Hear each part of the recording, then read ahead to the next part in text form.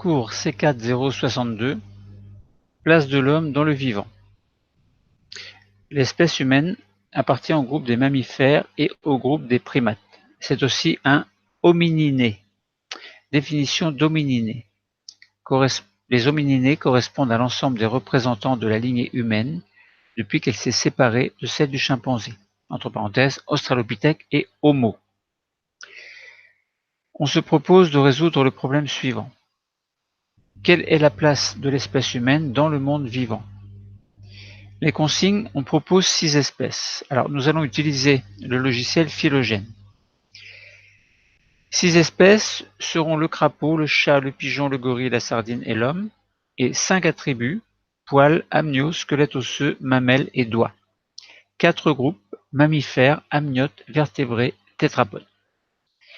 À l'aide du logiciel Phylogène, on vous demande de classer les espèces en construisant une matrice, un arbre phylogénétique et les groupes emboîtés, incorporant les attributs et les groupes. Alors, il va falloir ouvrir le logiciel Phylogène, évidemment. Donc, lancer Phylogène, premièrement, et choisir la collection vertébrés collège, cliquez sur OK. Deuxièmement, il faudra cliquer sur l'icône construire une matrice et choisir les êtres vivants et les attributs. Troisièmement, il faudra compléter le tableau, puis cliquer sur le bouton vérifier. Ensuite, il faudra cliquer sur l'icône établir des parentés et afficher les boîtes et l'arbre correspondant. Donc, nous allons détailler ces activités tout à l'heure lorsque nous allons ouvrir Phylogène. Lorsque vous aurez terminé, il faudra demander la correction au professeur. En fait, la correction sera votre production.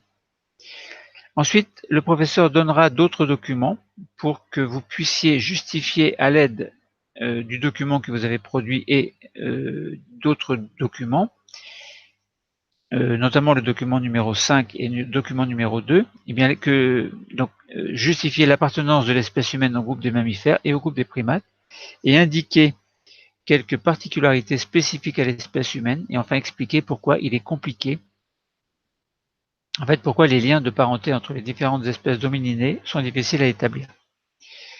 Au niveau de la compétence, ce sera se situer dans l'espace et le temps, et notamment ici, situer l'espèce humaine dans l'évolution des espèces. Donc voilà la consigne globalement. Donc je vous laisse quelques secondes pour bien comprendre ce qu'il faut faire.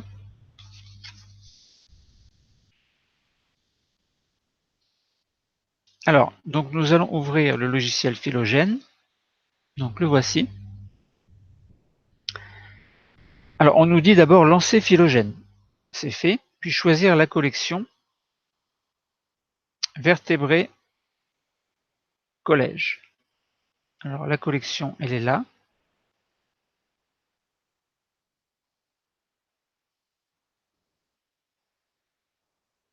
On clique sur OK et on a un certain nombre d'espèces représentées ici. Ensuite, il faut cliquer sur l'icône construire une matrice. Alors, on cherche un petit peu et on s'aperçoit que c'est ici. Donc là, on a nos êtres vivants qui apparaissent en bas et les attributs qui apparaissent légèrement en bas à gauche. Donc, choisir les êtres vivants et les attributs. Alors, les êtres vivants sont ceux que nous avons dit tout à l'heure, c'est-à-dire crapaud, chat, pigeon, gorille, sardine et homme. Donc, nous allons choisir crapaud, le chat, le pigeon, le gorille, la sardine et l'homme. Ensuite, il faut choisir les attributs. Donc les attributs, on avait dit les poils,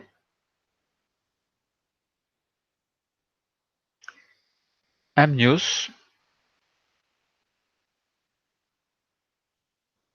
squelette osseux,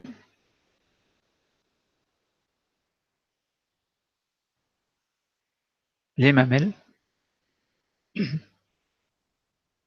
et les doigts. Donc, nous avons une matrice. Cette matrice, il faut la remplir.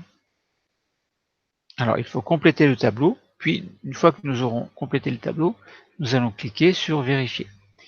Alors, on y va. Alors, je vais aller assez rapidement. Est-ce que le crapaud possède des poils? On regarde l'image ou les renseignements qui sont en bas à droite. Apparemment, les crapauds n'ont pas de poils. Le chat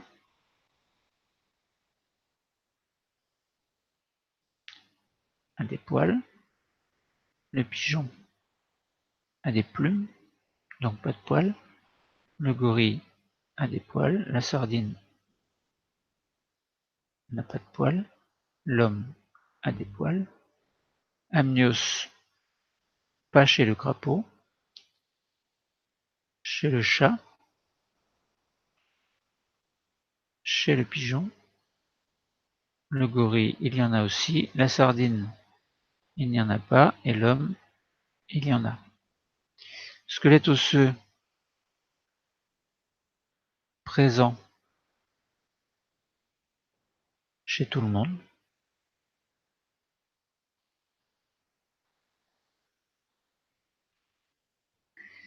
Les mamelles, alors le crapaud n'a pas de mamelles. Le chat en a. Le pigeon n'en a pas. Le gorille en a. La sardine n'en a pas. Et l'homme en a. Les doigts, le crapaud en a. Le chat également. Le pigeon également. Le gorille aussi. La sardine n'en a pas. Et l'homme en a. On clique sur vérifier. On s'aperçoit que le tableau est correct. Ensuite, il faut cliquer sur l'icône établir des parentés. Alors, établir des parentés, l'icône, il est ici. Voilà. Ensuite, il faudra afficher les boîtes et l'arbre. Bon, avant, il faut comprendre que il y a des icônes, organiser le tableau, afficher les boîtes. Donc, ce sera ici. Maintenant, nous allons organiser le tableau. Là, nous voyons que le squelette osseux, il y en a partout. Donc, je le mets complètement à gauche. Ensuite, ce sont les doigts, puis l'amnios, et poils et mamelles. En fait, c'est pareil pour les 6 espèces. C'est-à-dire que absence chez les crapauds, absence chez le pigeon et absence chez la sardine. Donc voilà, ensuite on veut afficher les boîtes. Donc on clique sur l'icône afficher les boîtes et puis on clique sur le haut de la colonne. Voilà, donc là on obtient une boîte. Tous nos êtres vivants possèdent un squelette osseux, donc ils sont dans la même boîte. Ici, nos 6 êtres vivants sont représentés au bout de ce que l'on va appeler les branches, puisqu'on appelle ça un arbre phylogénétique. Et là, on a un petit carré jaune qui correspond au fait qu'il y a un ancêtre commun à ces 6 espèces par rapport au fait que cet ancêtre commun a un squelette osseux. Donc, ils ont tous le même attribut. Alors, je peux cliquer ici. Donc, je fais un clic droit sur le petit carré jaune et j'obtiens une fenêtre qui s'ouvre ici. Et je vois que ce petit carré jaune nous permet de dire que, si je regarde ce qui est en vert ici, qu'il s'agit d'un caractère commun exclusif au groupe. Et on a bien notre boîte qui est encadrée en vert, qui signifie bien ce que l'on vient de dire, c'est-à-dire que l'attribut squelette osseux est un caractère commun exclusif au groupe. Ensuite, on clique sur doigt et on s'aperçoit que tout le monde a des doigts sauf la sardine. Donc elle reste dans la grande boîte, mais elle ne va pas dans la deuxième boîte où on met uniquement les êtres vivants qui possèdent des doigts. Et au niveau de l'arbre phylogénétique, on a un deuxième qui est apparu. Donc je clique dessus. Ça veut dire ce qui est en vert, en fait, pour nos 5 espèces, c'est un caractère commun exclusif, enfin le fait qu'il y ait des doigts. Donc l'attribut doigt est un caractère commun exclusif au groupe des 5 êtres vivants, puisque la sardine n'en fait pas partie. Ensuite, on fait pareil pour l'amnios. Une troisième boîte apparaît. Le crapaud n'a pas d'amnios, donc on le laisse dans la deuxième boîte, mais on le met à part. On ne le met pas dans la troisième boîte. Et chat, pigeon, gorille et homme possèdent un amnios. Et on voit bien qu'un troisième rectangle jaune est apparu. Je clique dessus et on a bien en vert l'amnios est un caractère commun exclusif au groupe chat, pigeon, gorille et homme. Je fais pareil pour les poils. Une quatrième boîte est apparue. Donc le pigeon est mis à part. Le pigeon ne possède pas de poils puisqu'il a des plumes. Et chat, gorille et homme ont des poils. C'est un caractère exclusif au groupe chat, gorille, homme. Et on fait pareil pour les mamelles. Mamelles, donc c'est poils mamelles dans la même boîte. Enfin, les animaux qui possèdent des poils et mamelles sont dans la même boîte. Et l'autre, le dernier carré jaune est apparu. Le fait qu'il y a des poils et des mamelles est un caractère, enfin, sont deux caractères communs exclusifs au groupe chat, gorille et homme. Ensuite, on va s'amuser à mettre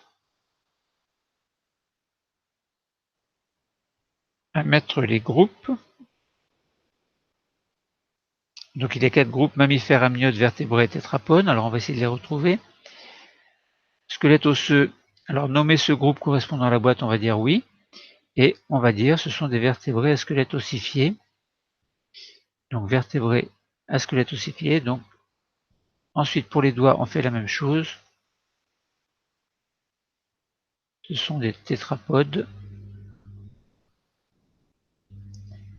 Amnios, on fait la même chose. Ce sont des amniotes. Poils et mamelles, ce sont des mammifères.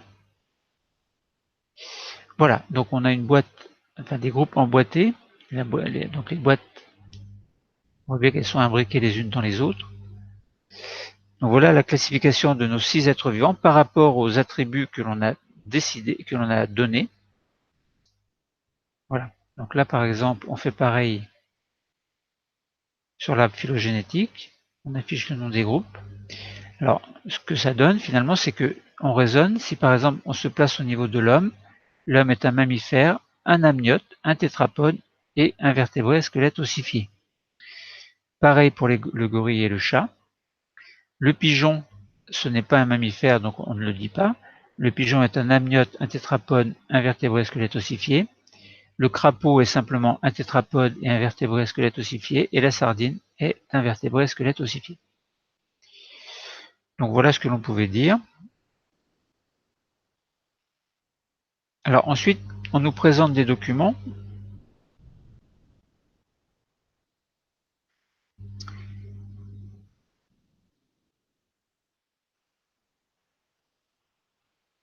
En fait, et on nous disait, en fait, il faut justifier l'appartenance de l'espèce humaine au groupe des mammifères. Donc l'homme, groupe des mammifères, bien on l'a dit, l'homme fait partie des mammifères. Pourquoi? Parce qu'il possède des poils et des mamelles. Et c'est en même temps un amniote, un tétrapode, un vertébré à squelette osseux. Mais l'homme est un mammifère parce qu'il possède des poils et des mamelles, mais il possède aussi un amnios, des doigts et un squelette osseux.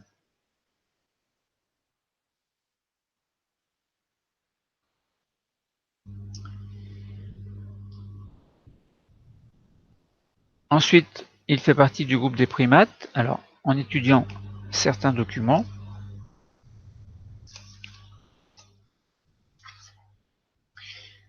on s'aperçoit que l'homme possède une main, le chimpanzé aussi, mais qu'il y a un pouce qui est opposable, en fait. Donc tous les êtres vivants qui auront un pouce opposable feront partie du groupe des primates.